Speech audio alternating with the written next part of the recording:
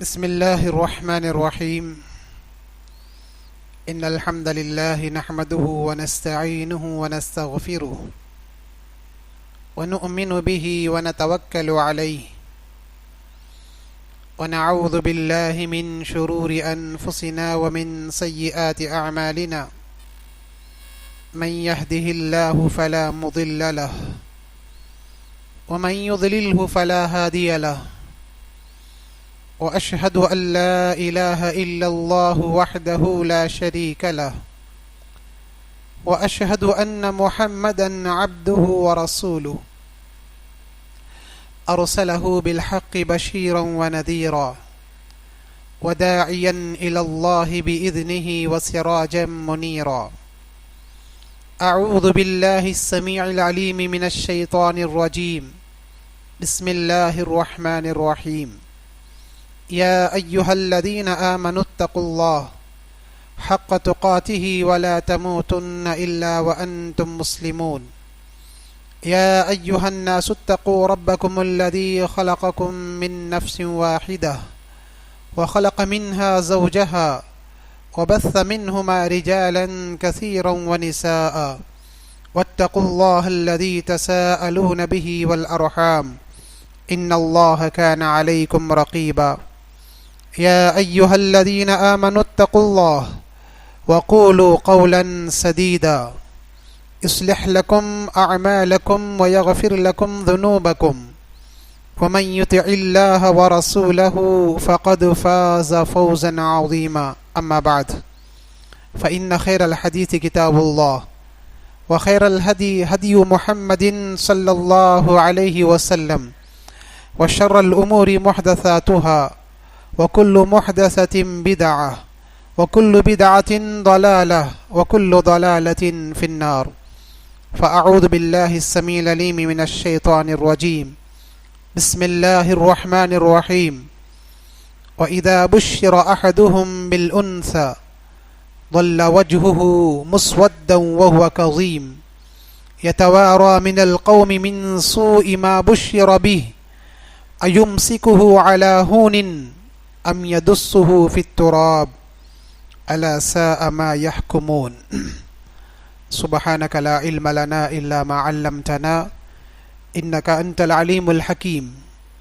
رب اشرح لي صدري ويسر لي أمري واحلل عقدة من لساني يفقه قولي.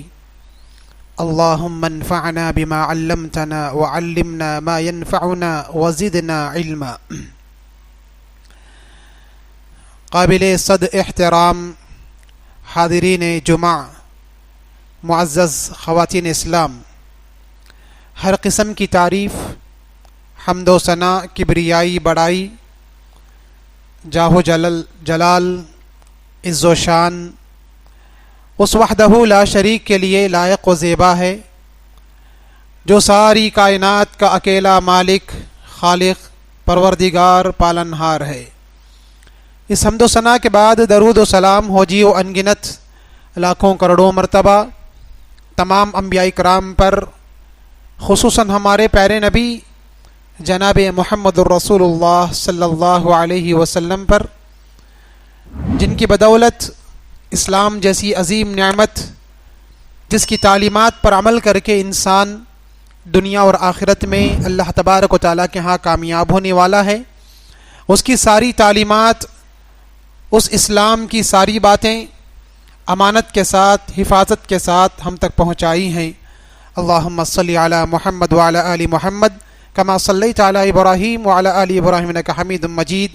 اللہم بارک علی محمد وعلی آل محمد کما بارکت علی ابراہیم وعلی آل ابراہیم انک حمید مجید۔ محترم حاضرین، آج میں آپ کے سامنے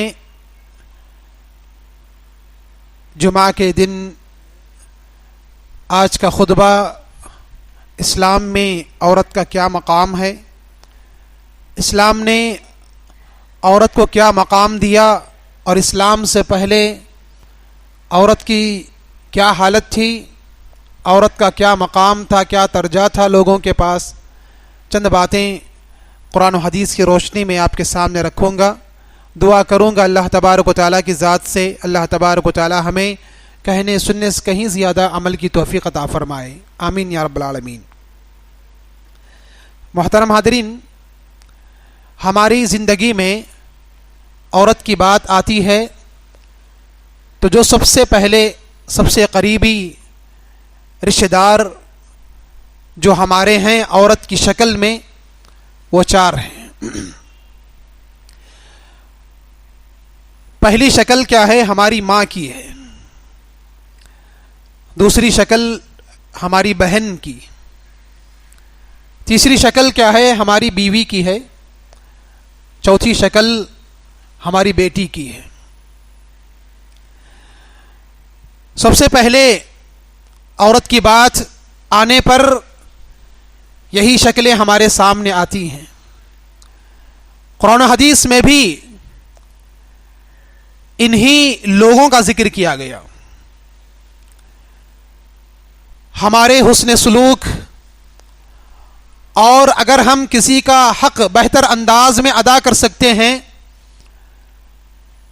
تو یہ اگر چاروں ہمارے پاس ہیں، ہماری زندگی میں ہیں، تو ان کا حق ادا کریں۔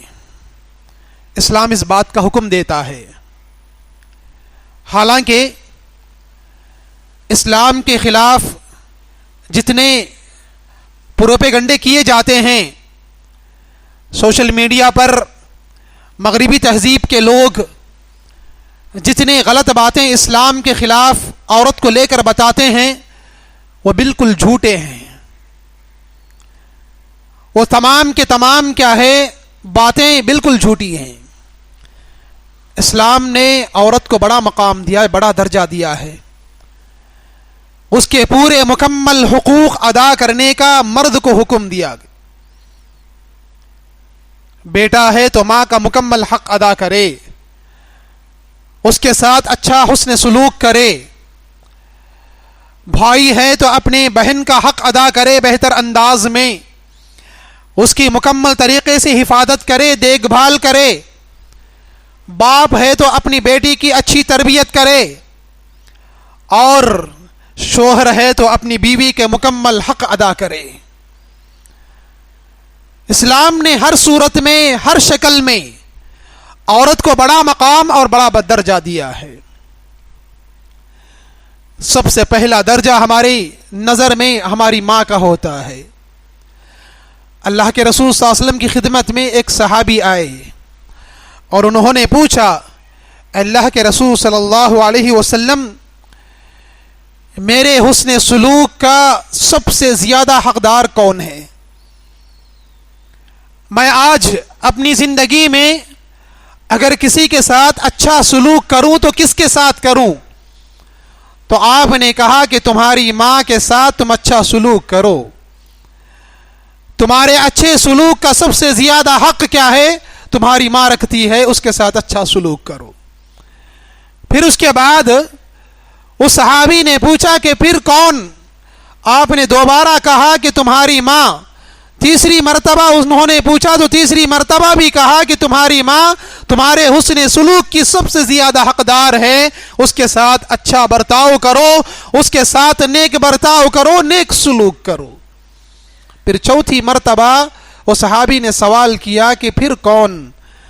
پھر اس کے بعد آپ صلی اللہ علیہ وسلم نے کہا کہ تمہارا باپ۔ صحیح مسلم کی روایت ہے۔ محترم حاضرین، اس حدیث کے اندر آپ صلی اللہ علیہ وسلم نے ماں کا ایک بلند مقام بتایا ہے، ایک بلند درجہ بتایا ہے۔ ہم جتنا دنیا میں اچھا سلوک کر سکتے ہیں کسی کے ساتھ ہی صحیح، اس سے کہیں زیادہ ہمارے اچھے سلوک کا حقدار کیا ہے؟ ہماری ماں ہے، ہمارے والدین ہیں۔ اگر ہماری زندگی میں ہمارے والدین زندہ ہیں، سمجھ لیجئے کہ ثواب کمانے کا ایک بہت بڑا ذریعہ ہے، اجر کمانے کا، اللہ تبارک و تعالیٰ کو راضی کرنے کا ایک بہت بڑا ذریعہ ہمارے پاس ہے، ہمارے گھر میں موجود ہے۔ افسوس کی بات یہ ہے کہ ہماری زندگی میں اگر ہمارے ماں باپ ہیں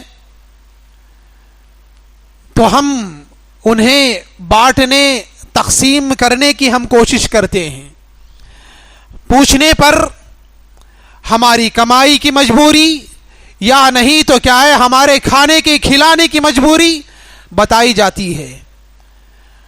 چند دن میرا باپ میرے بھائی کے گھر میں رہے گا یا نہیں تو دونوں کو بانٹ لیتے ہیں. بانٹ کر کیا ہے چند دن ہمارے پاس، چند دن تمہارے پاس، چند دن ہماری بہن کے پاس. اس طریقے سے کیا ہے وہ در در کی ٹھوکریں کھاتے رہتی ہیں. یہ محبت نہیں ہے، یہ محبت نہیں ہے. محبت اسی کو کہتے ہیں کہ آپ ان کو ایک جا رکھیں، رکھ کر کیا ہے آپ ان کی صحیح تربیت کریں، صحیح اچھے طریقے سے ان کے ساتھ حسن سلوک کریں.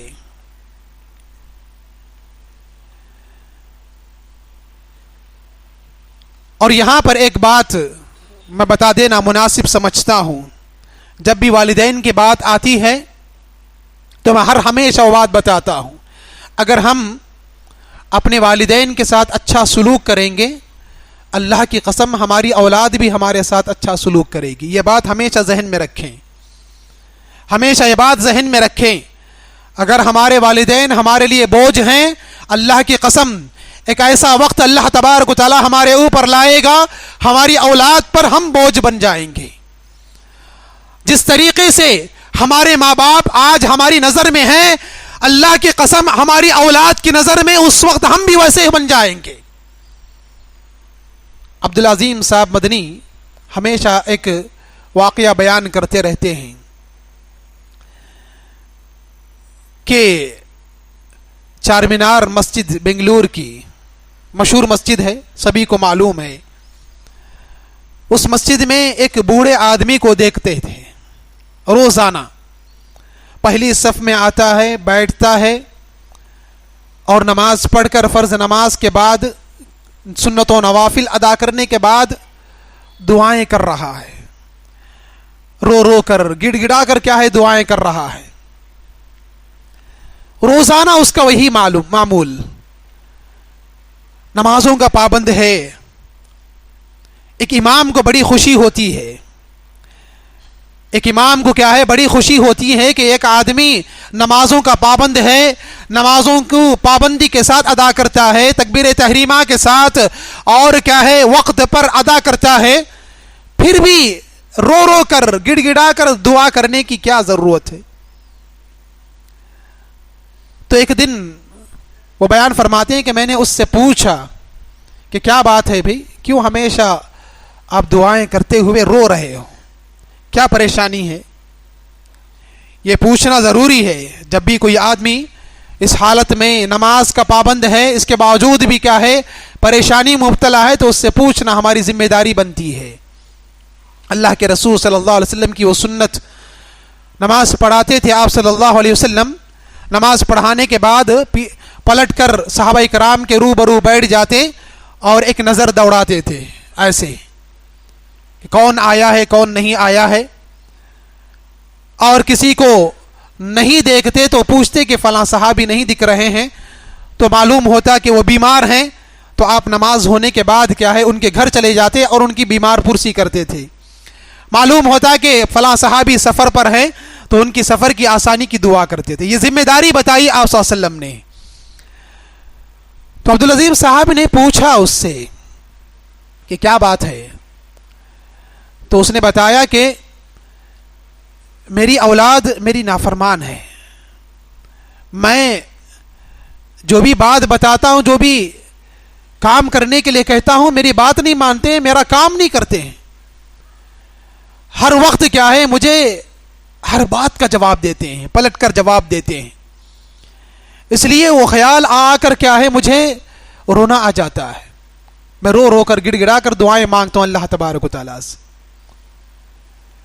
اب اتنی دنوں سے کیا ہے وہ آدمی پابند ہے، اس کے باوجود بھی کیا ہے اس کی حالت ویسی ہی ہے. بعد میں انہوں نے معلوم کیا اس آدمی کے بارے میں، اس کی زندگی کے بارے میں، اس کی جوانی کے بارے میں، معلوم ہوا کہ اسی طریقے سے اپنے ماں باپ کو تکلیف دیا کرتا تھا. آج اس کی اولاد اسے تکلیف دے رہی ہے، جیسے کرنی ویسے بھرنی.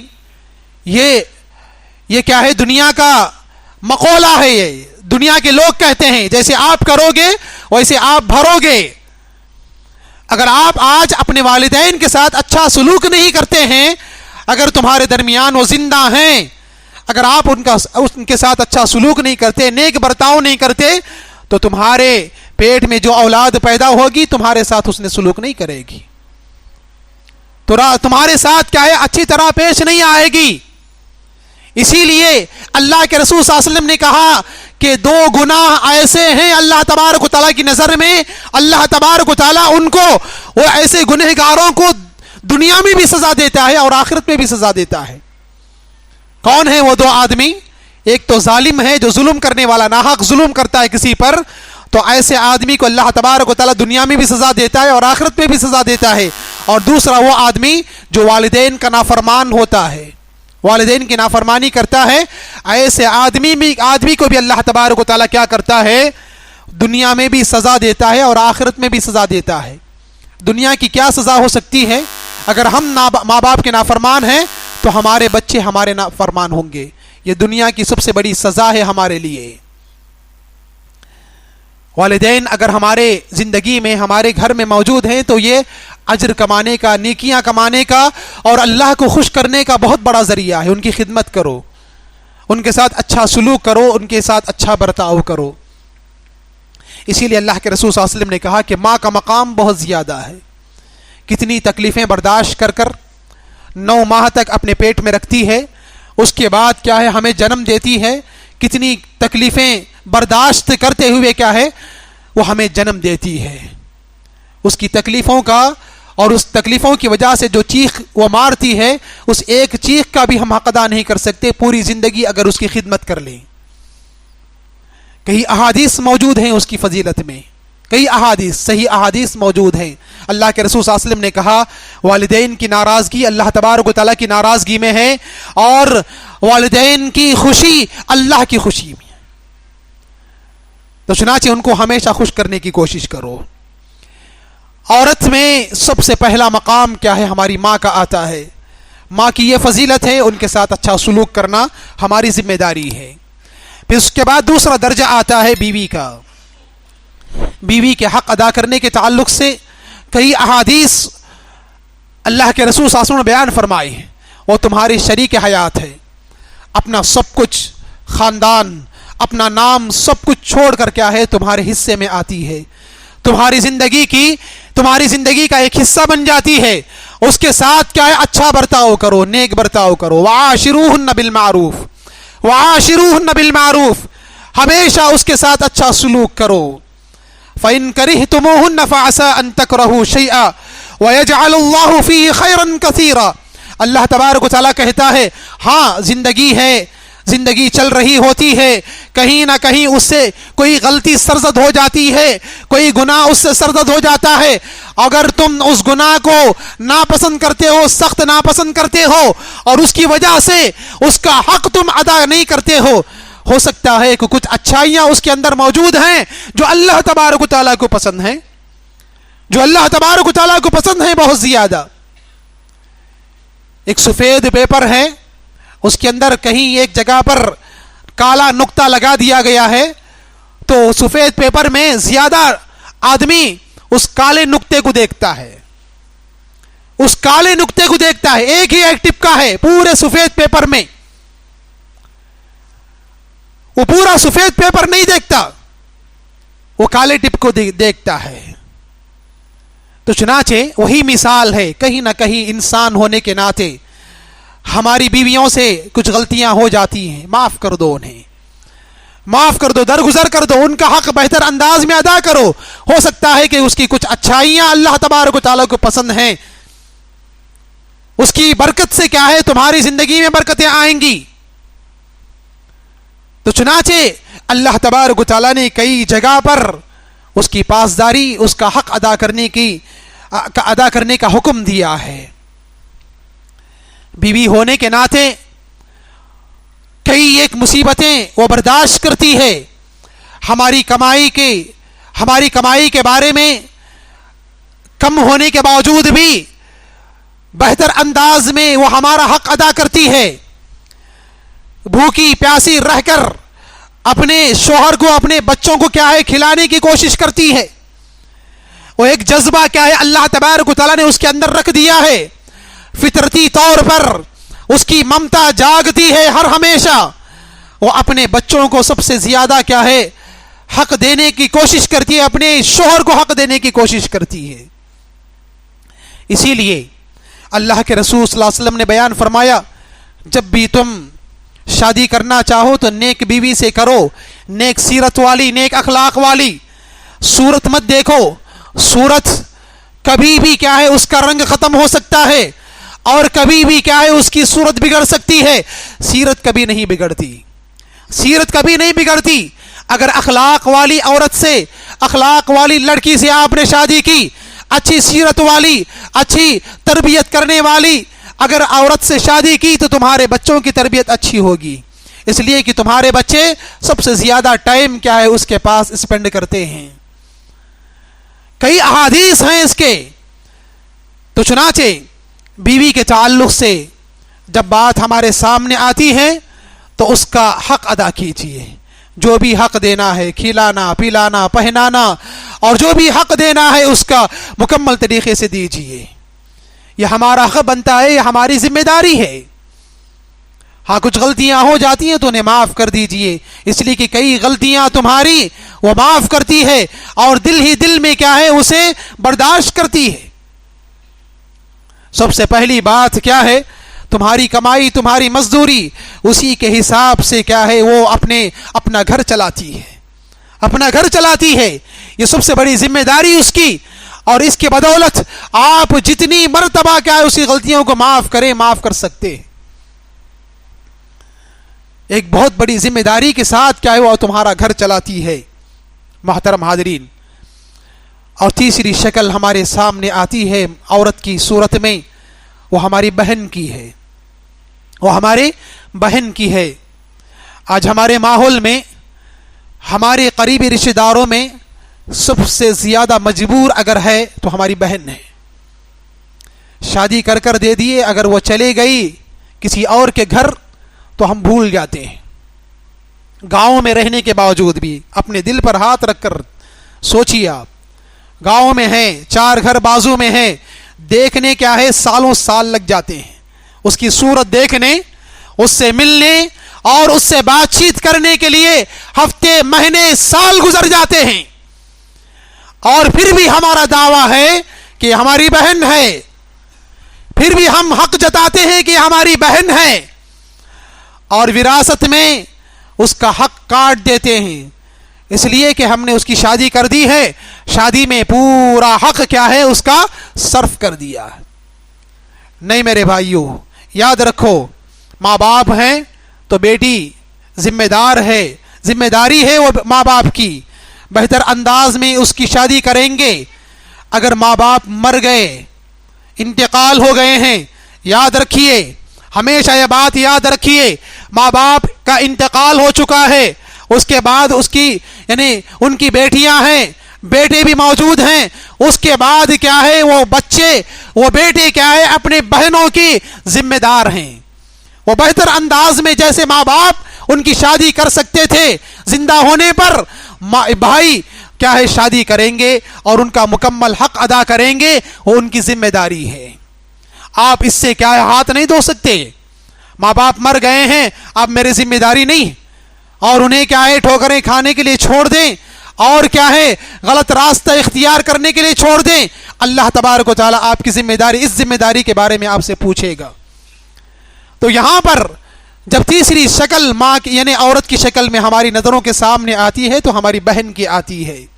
ان کا حق ادا کریں.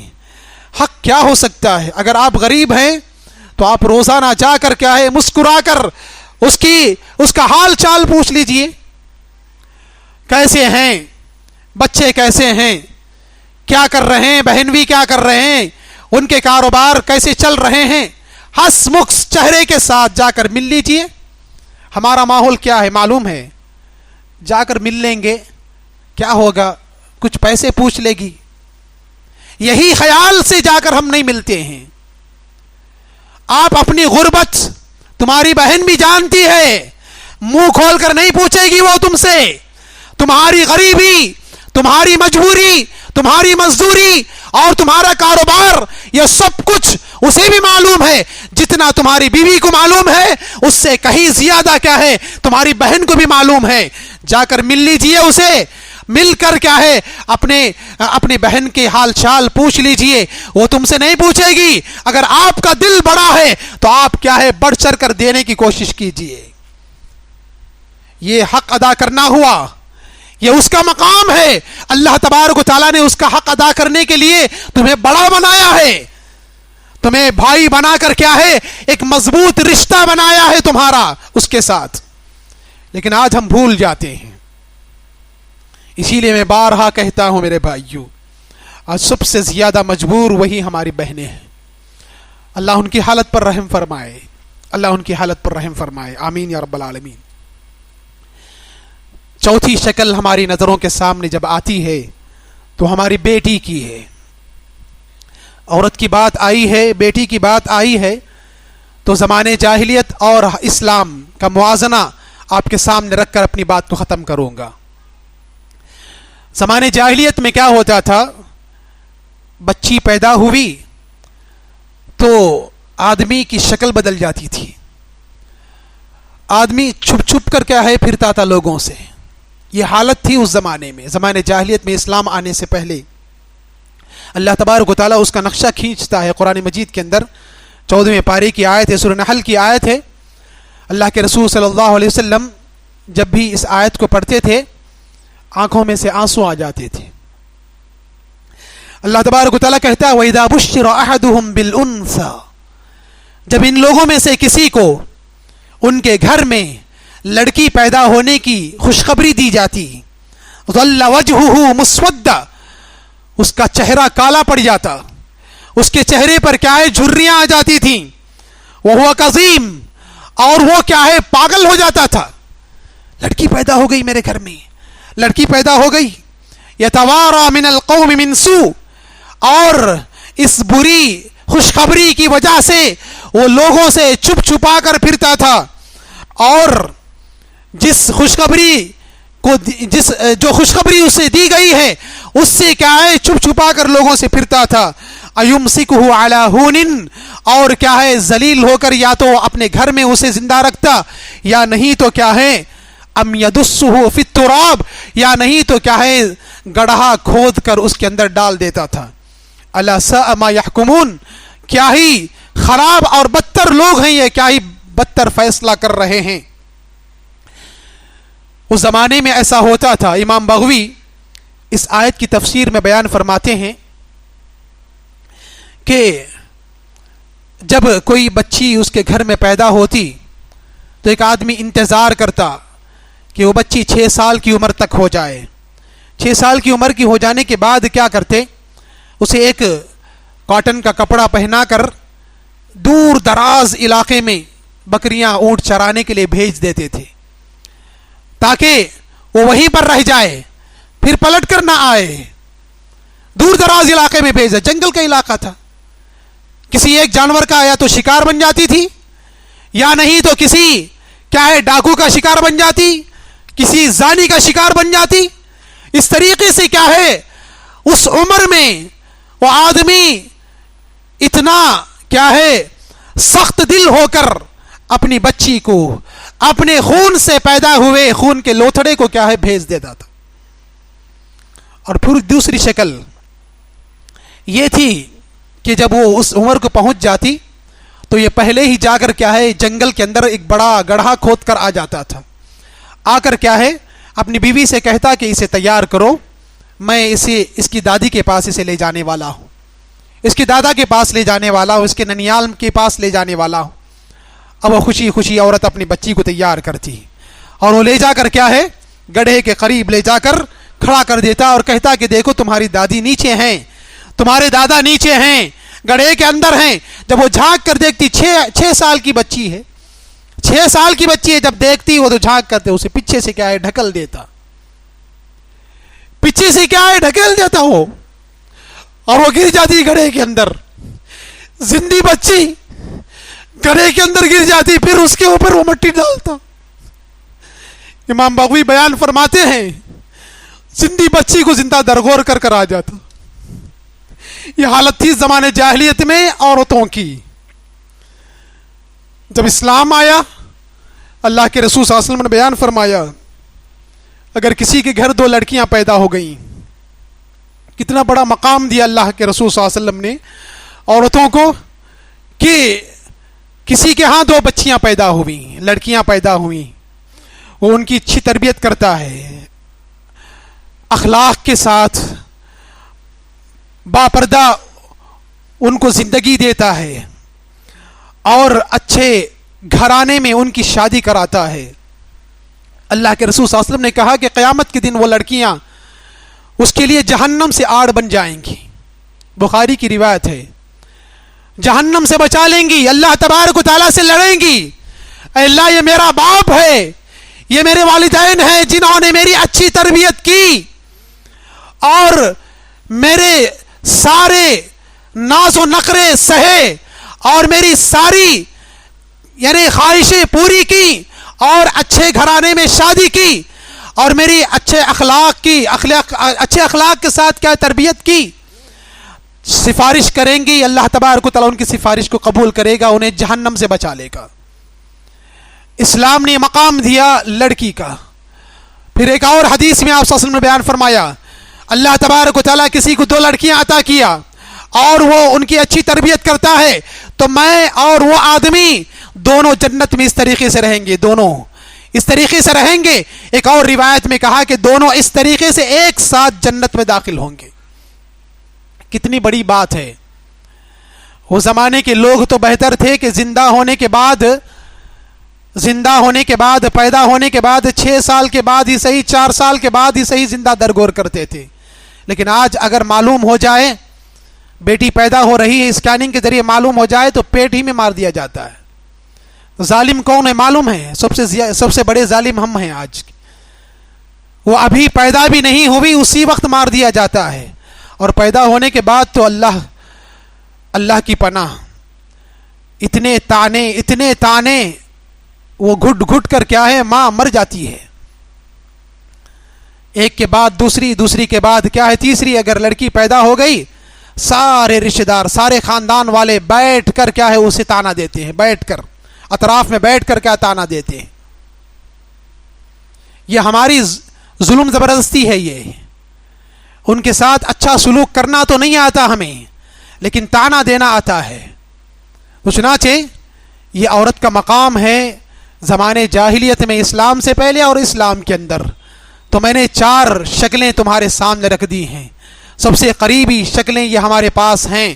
اگر ماں ہے تو اس کے ساتھ اچھا سلوک کرو, بیوی ہے اس کا حق ادا کرو, بہن ہے تو اس کا کیا ہے جو بھی حق ہے اسے دینے کی کوشش کرو. یہاں تک کہ مسکراہٹ, آپ کیا ہے مسکرا کر اسے ملنے جاؤ, یہ بھی کیا ہے آپ کا حق ہے, یہ آپ کی ذمہ داری ہے. اتنا تو کیا ہے حق ادا کرنے کی کوشش کرو.